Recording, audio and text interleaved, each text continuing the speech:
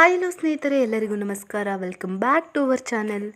ಇವತ್ತಿನ ಸುದ್ದಿ ಏನಂತ ನೋಡೋಣ. ಅದಕ್ಕೂ ಮುಂಚೆ ನೀವಿನ್ನು ನಮ್ಮ ಚಾನಲ್ಗೆ ಸಬ್ಸ್ಕ್ರೈಬ್ ಆಗಿಲ್ಲ ಅಂದರೆ ಕೂಡಲೇ ನಮ್ಮ ಚಾನಲ್ನ ಸಬ್ಸ್ಕ್ರೈಬ್ ಮಾಡ್ಕೊಳ್ಳಿ. ಇನ್ನು ಇವತ್ತಿನ ಸುದ್ದಿ, ಅಂತೂ ಇಂತೂ ದರ್ಶನ್ ತೂಗುದೀಪ್ ಸರ್ಜರಿ ಮಾಡಿಸಿಕೊಳ್ಳುವ ದಿನಾಂಕ ಫಿಕ್ಸ್ ಆಗಿದೆ.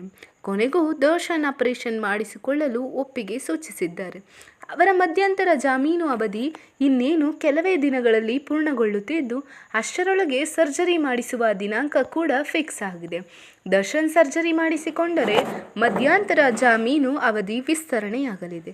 ಹೌದು, ಚಿತ್ರರಂಗದ ರೇಣುಕಾಸ್ವಾಮಿ ಕೊಲೆ ಪ್ರಕರಣದಲ್ಲಿ ಬಳ್ಳಾರಿ ಜೈಲಿನಲ್ಲಿ ಇದ್ದ ನಟ ದರ್ಶನ್ ತೂಗುದೀಪ್ ಅವರಿಗೆ ಬೆನ್ನು ನೋವು ಹೆಚ್ಚಾಗಿ ಕೂಡಲೇ ಸರ್ಜರಿ ಮಾಡಿಸಲೇಬೇಕು, ಇಲ್ಲವಾದಲ್ಲಿ ಲಕ್ವಾ ಒಡೆಯುವ ಸಾಧ್ಯತೆ ಇದೆ ಎಂದು ವೈದ್ಯರು ಸಲಹೆ ನೀಡಿದ್ದರಿಂದ ಕೋರ್ಟ್ ಅವರಿಗೆ 6 ವಾರಗಳ ಮಧ್ಯಂತರ ಜಾಮೀನು ನೀಡಿತು. ಡಿಸೆಂಬರ್ 11ಕ್ಕೆ